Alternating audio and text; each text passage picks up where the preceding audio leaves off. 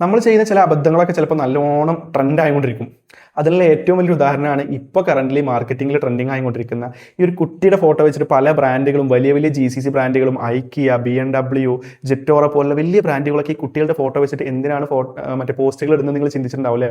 കുറച്ച് ദിവസമായിട്ട്, ഇപ്പോൾ 2 ദിവസമായിട്ട് ഇതാണ് ഫുള്ള് ട്രെൻഡിങ് ആയിക്കൊണ്ടിരിക്കുന്നത്. അപ്പോൾ ആക്ച്വലി സംഭവം എന്താണെന്ന് വെച്ച് കഴിഞ്ഞാൽ അറിയുന്ന ആളുകൾ സ്കിപ്പ് ചെയ്ത് വിട്ടിട്ട്, ഞാൻ ആരെയും നിർബന്ധിച്ച് പിടിച്ചിരുന്നില്ല, അറിയാത്ത ആളുകൾക്ക് വേണ്ടിയിട്ടാണ്.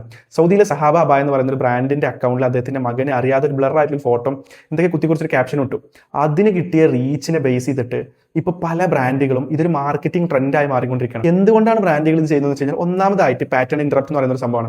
അതായത് പെർഫെക്റ്റ് ആയിട്ടുള്ള കുറേ പോസ്റ്റുകൾ ചെയ്യുന്നതിനിടയ്ക്ക് നമുക്ക് കുറച്ച് അൺഎഡിറ്റഡ് ആയിട്ടുള്ള അല്ലെങ്കിൽ റോ ആയിട്ടുള്ള ഫോട്ടോസ് കാണുമ്പോൾ സ്ക്രോളിംഗ് ഒക്കെ നമ്മൾ നിർത്തും.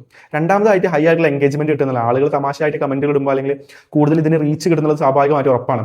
അപ്പോൾ ഇവിടെ മനസ്സിലാക്കേണ്ട ഒരു കാര്യം എന്ന് വെച്ച് കഴിഞ്ഞാൽ, എല്ലാവരും ഇതേപോലെ കോപ്പി പേസ്റ്റ് ചെയ്യാൻ തുടങ്ങി കഴിഞ്ഞാൽ ആ പാറ്റേൺ ഇന്ററപ്റ്റ് എന്നുള്ള സംഭവം തന്നെ പോകുക ചെയ്യും, മടുപ്പായിട്ട് തോന്നും.